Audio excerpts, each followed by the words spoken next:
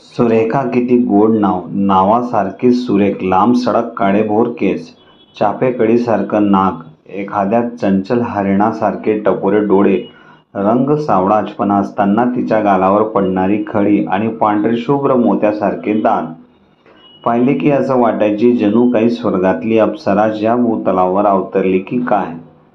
एकूणच तिचं सौंदर्य कोणालाही बुरड पाडेल असंच तिच्या या एकूणच बाह्य रुपड्यावर मी बाळलो आणि आता वाटतंय पुरता मी तिला पाहून आणि तिच्यासोबत राहून फसलोय.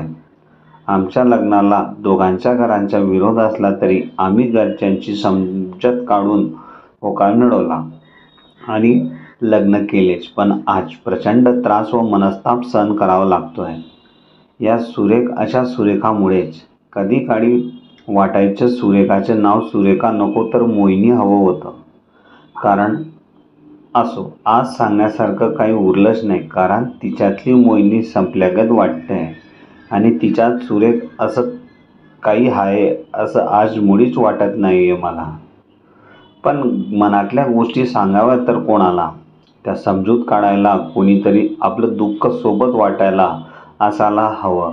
पण तशी ती बायकोसारखी राहत नव्हती. तसं पाहिलं तर काल परवापर्यंत आमचं सर्व ठीकठाक सुरू होते. मी संध्याकाळी ऑफिस सुटल्यानंतर तिला आवडतो म्हणून मोगऱ्याचा गजरा तिच्या लांब सडक काळ्याभोर वेणीत मांडण्यासाठी आठवणीने बऱ्याचदा आणायचो. मी आणलेला तो सुगंधी गजरा माझ्या हाताने ती माडायला सांगायची. तरीही प्रत्येक वेळी गजऱ्याचा तो पुडा तिच्या हातात मी देत असे.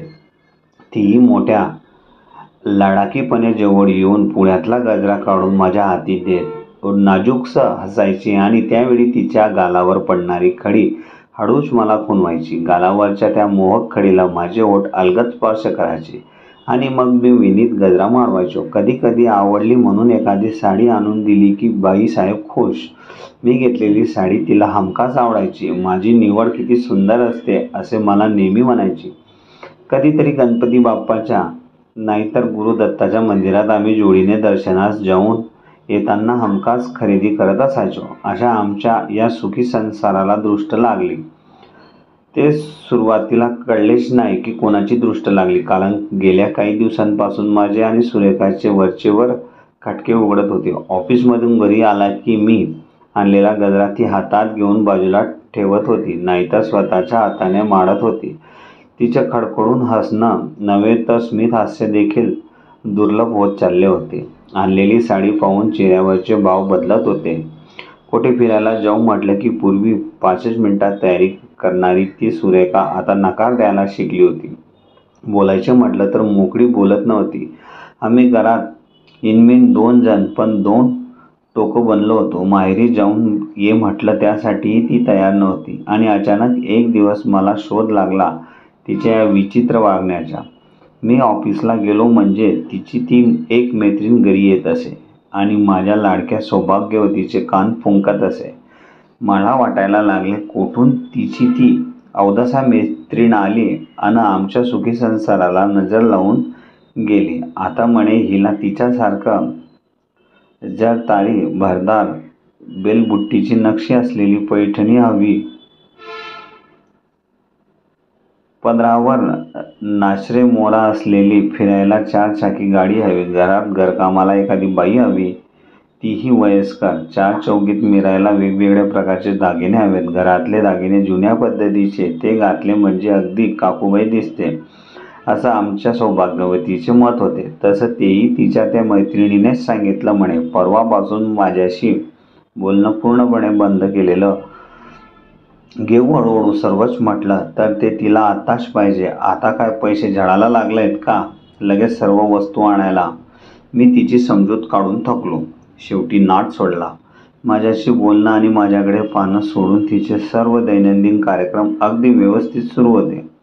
त्या अशा सुरेखावर माझं भलतंच प्रेम. तिचा राग कमी व्हावा म्हणून छानशी पैठणी घेऊन घरी गेलो. दारावरची बेल वाजली. तिनं दरवाजा उघडताच मी हातातली पिशवी नेहमीप्रमाणे तिच्याकडे दिली. यांत्रिकपणे ती पिशवी घेतली व दूर भिरकून दिली. ते पाहून माझाही संताप अनावर झाला आणि त्या संतापातच दिल्या 2 मुस्काटात लावून. त्याचेही इतकं भांडवल झालं की रात्री उपाशीच झोपावं लागलं. झोप कशी? रात्रभर विचार करून डोके बधीर होण्याची वेळ आली. रात्रभर पंखा सुद्धा आवाज न करता फिरत होता. पण माझा मेंदू त्या पंख्यापेक्षा वेगाने फिरत होता. वेगवेगळ्या विचारांचे वादळ मनामध्ये घोंगावत होते. घरच्यांच्या विरोधात पत्करण करून आपण हिच्याशी लग्न केलं, पण तिला आपली कदरच नाही. अशा बाईसोबत संसार करणं अवघड नव्हे तर अशक्यच आहे. तिच्याबद्दल घडविले पाहिजे आणि तिला अक्कलही घडवली पाहिजे, पण कशी? उद्गीन झालेले मनास प्रश्न पडला. तिला धडा शिकवण्यासाठी आपण स्वतःलाच संपवलं पाहिजे असं वाटायला लागलं, जेणेकरून आपण गेल्यानंतर आपलं महत्त्व या बिनडोके बाईला समजेल आणि आयुष्यभर आपल्या आठवणीत जुरेल. खूप विचार करून निर्णय पक्का केला. स्वतः ब्रह्मदेवाने येऊन घरी जर समज काढली तरी आता निर्णय बदलायचा नाही असं मनाशी ठाम निश्चय केला. आता तिच्या संतापाकडे, रागाकडे मुळीच लक्ष द्यायचे नाही हे ठरवले. आजचा दिवस आपल्या मनाप्रमाणे जगण्याचा शेवटचा दिवस. उद्यापासून आपण या जगात असणार नाही. ज्यांना आज आपले महत्त्व वाटत नाही, उद्या त्यांचे महत्त्व आपल्याला वाटणार नाही. आपलं महत्त्व आपलं नसणं, आपली उणीव क्षणोक्षणी सुरेखाला जाणवल्या वाचून राहणार नाही याची असुरी आनंद त्या अवस्थेत त्याला, आणि त्या आनंदात मनावरचे एक दडपण, मोठे ओझं हलकं झाल्यासारखे वाटलं. मोठ्या तुच्छतेने शेजारी झोपलेल्या तिच्याकडे पाहिलं आणि कूस उडवली. पाठीवर सरळ झोपून वेगाने गरकन फिरणाऱ्या त्या छतावरच्या पंख्याचे नाईट लॅम्पच्या अंधकशा प्रकाशात निरीक्षण करता करता केव्हा डोळा लागला ते समजलेच नाही. सकाळी जाग आली. ती किचनमधल्या भांड्यांच्या आवाजाने डोळे किलकिल्ले करून तिकडे बघितलं तर पार उडालोच. काल मोठ्या हौसेने आणलेली आणि तेवढ्याच संतापाने तिने भिरकावलेली पैठणी तिच्या अंगावर फुलून दिसत होती. मी न सांगता आज तिने ती पैठणी परिधान केली होती. या पैठणीतून तू काय सुरेख दिसतेस असं सुरेखाला सांगावंसं वाटलं क्षणभर, पण एवढ्याने आपला आत्महत्येचा निर्णय डळमळीत होईल असं वाटल्याने मी काही न बोलता तसाच कॉटवर पडून राहिलो. मी जागा झालेला पाहून तीही आमच्या कॉटजवळ असलेल्या एकुलत्या एक गोदरेज कपाटाच्या आरशासमोर येऊन आपले ओले केस टॉवेलने कोरडे करत होती. केस झटकताना त्या लांब सडक काड्यावर केसात अडकून राहिलेले पाणी माझ्या अंगावर उडत होते. शेवटी मी कूस बदलली, पण ती सारखी माझ्या पुढे पुढे करत होती. पण मी मोठा मानी माझा आत्मसंभाम दुखावला गेला होता. मी तिच्याशी बोलावं असं कदाचित तिला वाटत असावं. हवेत गारवा असतानाही मी आज काय उकडतंय असं म्हणत मी आणलेल्या पैठणीचा पदर हलवून स्वतःशीच म्हणत होती. पण मी ऐकलंच नाही असं दर्शवलं. बाथरूमला जाऊन पटकन आंघोळ आटोपली. माझ्या हाताने चहाही बनवला. अधूनमधून मी चहा बनवत असल्याने सुरेखाला विशेष काही जाणवलं नसणार. चहाच्या वाफाळलेला कप घेऊन वरांड्यातल्या खुर्चीवर बसलो. आज आत्महत्याच करायची असल्याने ऑफिसला दांडीच मारायची होती. उद्या आपल्याला कोणत्याच प्रश्नाची उत्तरे द्यावी लागणार नाहीत, म्हणून रजेचा अर्जही पाठवायचा नव्हता. तसं पाहिलं तर ऐनवेळी आमच्या ऑफिसात रजा टाकण्याची प्रथाच नव्हती. आदल्या दिवशीच आम्हाला साहेबांकडून रजा मंजूर करून घ्यावी लागे आणि समजा ऐनवेळी दांडी पडलीच तर दुसऱ्या दिवशी साहेबांकडून सर्वांसमक्ष चांगलीच हजामत होईल. त्यामुळे दांडी मारण्याची हिंमत सहजासहजी कोणी करत नसे. त्यामुळे मी अर्ज न पाठवता किंवा रजा मंजूर न करून घेता दांडी मारल्याने ऑफिसात निरनिराळ्या चर्चेला उधाण येईल याचा विचार मनात आला. काही जण याची हिंमत वाढल्याचे म्हणतील तर काही जण माझी नाहक हजामत होईल म्हणून कीव करतील. पण उद्या मी नसल्याचे जेव्हा त्यांना कळेल तेव्हा सारेच हळहळतील, म्हणतील बिचारा चांगला होता. माणसाचं महत्त्व नाही तर तो जिवंत असेपर्यंत कोणाला वाटत नाही, पण एकदा का तो गेला तर सगळ्यांना काही काळापुरतं आपलं महत्त्व वाटतं. बराच वेळ मनाशी हे संवाद सुरू होते. शेवटी उठलो. कपाटातून एक कडक इस्त्री केलेला ड्रेस काढला. आरशात पाहिले. तेल चोपडून मस्तपैकी केस विंचरले. माझा आवडता शर्ट मी आज घातला. सहज बाकी इस्त्री करून ठेवलेल्या कपड्यांमध्ये लक्ष गेलं. उद्यापासून यांना वापरणार कोणी नसणार म्हणून थोडंसं वाईट वाटलं. तसाच बाहेर पडलो. चालत राहिलो. अचानक लक्षात आलं की कपाटाच्या चाव्या माझ्यासोबतच राहिल्या. विनाकारण सुरेखाची गैरसोय नको म्हणून चाव्या देण्यासाठी पुन्हा घराकडे वळलो.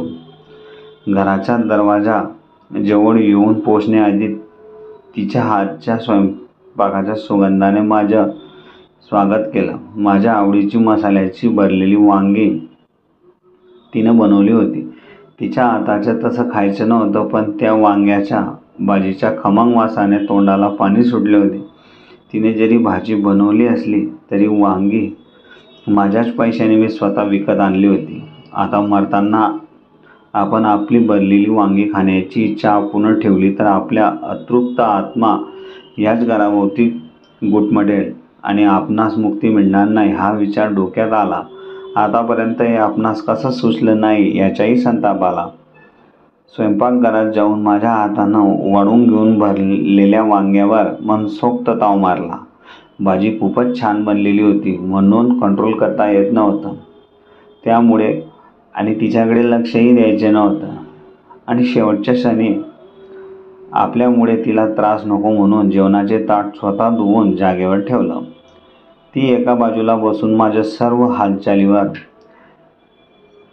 पेपर डोळ्यासमोर ठेवून निहाळत होती. हे सर्व प्रकार पाहून ती माझ्यावर हसते जाणवलं. त्यामुळे माझा संताप वाढत होता व आत्महत्येचा निर्णय क्षणाक्षणाला दृढ होत होता. पण याला कारणीभूत तीच होती. माझी जी बायको होती ती स्वतःला खूप शहाणी समजू लागली होती. परंतु माझ्या आत्महत्येचा निर्णय हा बदलणार नव्हता. घराबाहेर पडलो. जवळच रेल्वे स्टेशन होतं.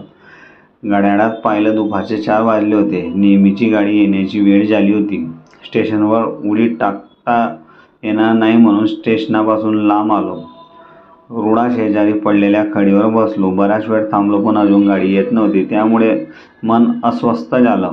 गाडी आज लेट आहे का असं स्टेशनवरून फोन करून विचारून म्हणून खिशाकडे हात गेला. पण आत खिशात माझा मोबाईलही नव्हता. स्वतःच्या विसराळूपणाचा राग आला. पण तोही क्षण बराच होता. कारण आज जर तो माझ्यासोबत असता तर मी मेल्यानंतर तो कोणीतरी चोरून नेला असता किंवा माझ्यासोबत त्याच्याही रेल्वेच्या चाकाखाली चुराडा झाला असता.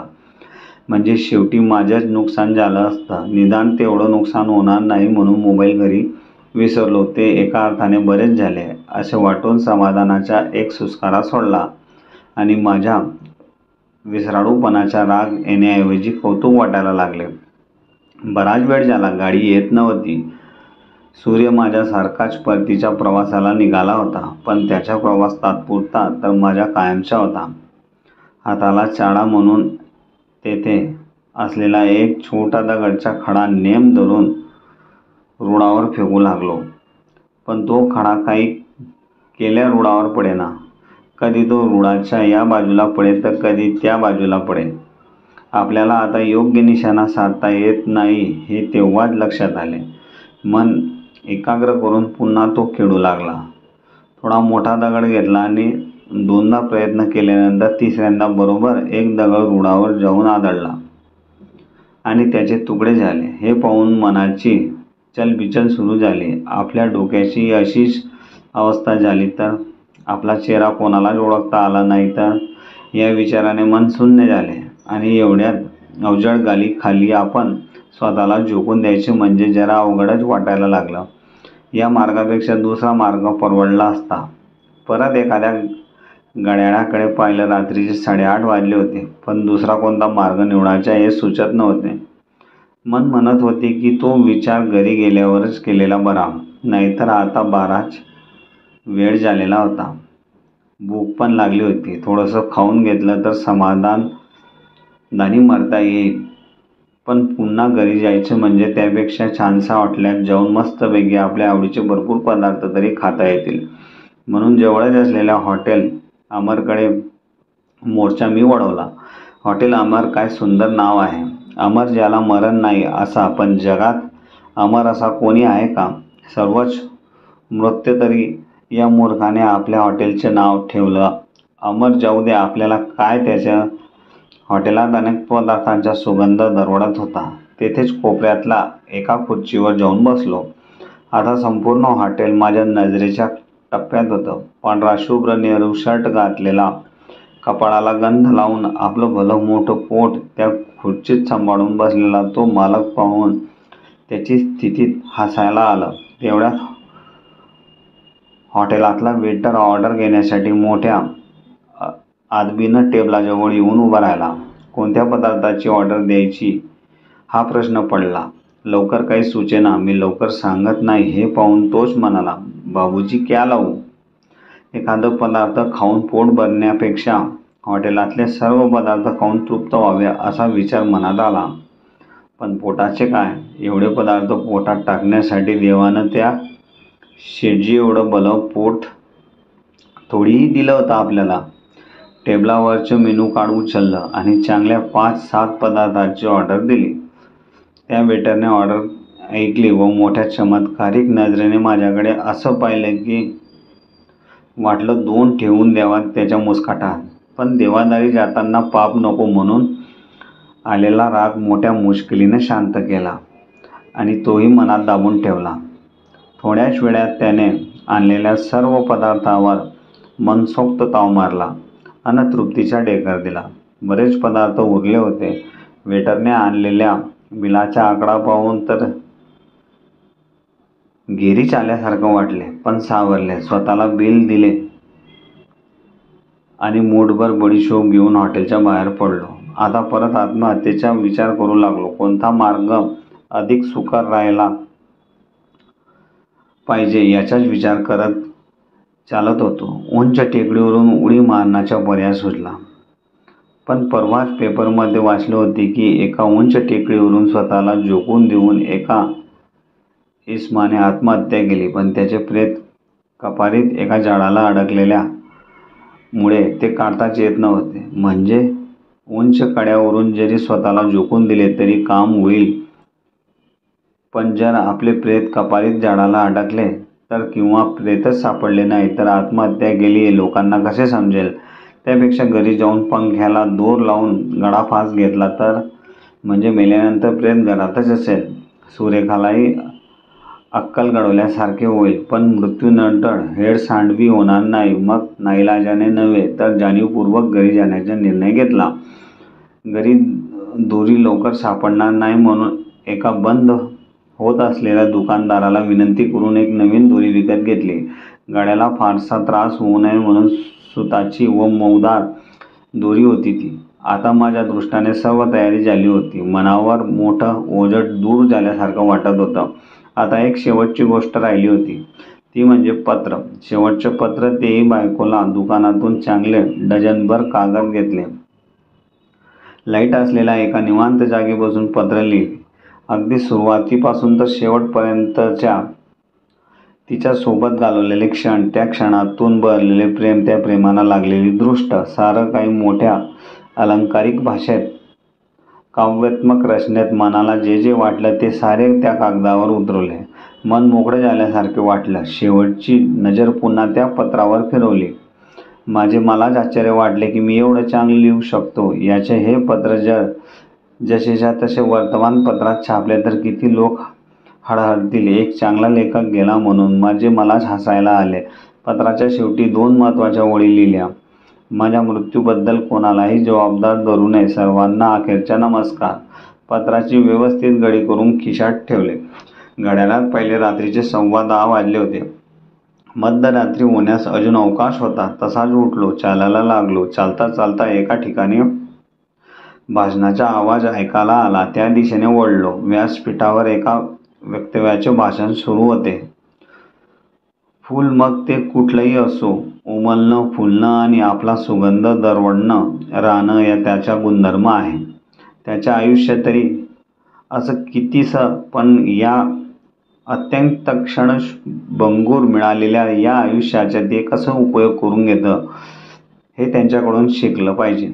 मिळालेले जीवन थोडे असले तरी त्याचं दुःख करत बसण्यापेक्षा त्या थोड्याशा जीवनात जास्तीत जास्त आनंदी बनण्याचा प्रयत्न झाला पाहिजे. या फुलांप्रमाणेच आपण आनंदी राहू, इतरांचे जीवन फुलवले पाहिजे. पण फारच कमी माणसे या विचाराने वागतात. बऱ्याच जणांना तर आपले जीवन रुक्ष, अडचणीचे व कटकटीचे वाटत असते. असे लोक स्वतःलाच आनंद देऊ शकत नाही तर ते इतरांना सुख आनंद देऊन दुसऱ्याच्या जीवनात मनात सुगंधी तरी कसा पेरतील. हे लोक आपल्या स्वतःला अगदी किरकोळ दुःखालाही इतके वाटून बसतात की मग त्यांना आपले दुःख फार फार मोठे वाटू लागतं आणि आपले दुःख मोठं वाटू लागल्यावर इतरांचे दुःख त्यांना कवडीमोल वाटू लागतं यात शंकाच नाही. म्हणून मी विचार करत होतो त्या व्याख्यानमालेचं पहिलं पुष्प आज व्याख्याता गुंफत होता. सर्व श्रोते त्याच्या शब्द न शब्द कानांनी टिपून घेत होते. वक्ता पुढे बोलत होता पण आता त्याकडे माझे लक्ष नव्हते. हवेतला गारवा जाणवत होता. डोक्यात विचारांचं काहूर माजलं होतं. वक्त्याच्या भाषणाला शब्द न शब्द खरा होता. किती गहन अर्थ दडलेले आहे त्याच्या भाषणात मी विचार करत होतो. विचारांची दिशा भाषणामुळे बदलली होती. फुलाला मिळालेले आयुष्य खरंच किती क्षणभंगूर, तरीही ते मिळालेल्या आयुष्याचा कसा उपयोग घेते. आपण मात्र मिळालेलं चांगलं आयुष्य एका क्षुल्लक कारणासाठी वाया घालवतो आहे. ते सुद्धा आपल्यालाच माणसांना दुःखात टाकून. एका अघोरी विचारानं, सुरेखाच्या थोड्याशा अशा वागण्यानं आपण आपला स्वदुःखाला गेला आणि केवढा मोठा विचार आपलं मन करायला लागलं. मिळालेलं सोन्यासारखं जीवन आपण असं मातीमोल करायला निघालो. मन शून्य झालं. पावलं न करत घराकडे वळली. बरीच रात्र झाली होती. दुरूनच घरासमोर जमलेली गर्दी दिसली. गर्दी पाहून मनात विविध शंकाच काहूर माजलं. मनात नानाविध विचारांची गर्दी झाली आणि जो विचार करत होतो तो विचार सुरेखाने तर केला नाही ना अशा कुशंका मनात यायला लागल्या. कारण मी जसा माझ्या अहंकाराला कंटाळून बसलो होतो तशी सुरेखाही तिच्या अहंकाराला कंटाळून बसली होती. मला सुरेखाचा चेहरा डोळ्यासमोर दिसू लागला. तिचं माझ्यावर प्रेम आठवायला लागलं. तिनं असा विचार नको करायला पाहिजे होता असं वाटायला लागलं. मी तिच्या जवळ पोहोचण्याआधीच माझं मन जवळून पोहोचलं. हृदयाची स्पंदनं वाढली. डोळ्यांच्या कडा ओढावल्या. घशाला कोरड सुटली.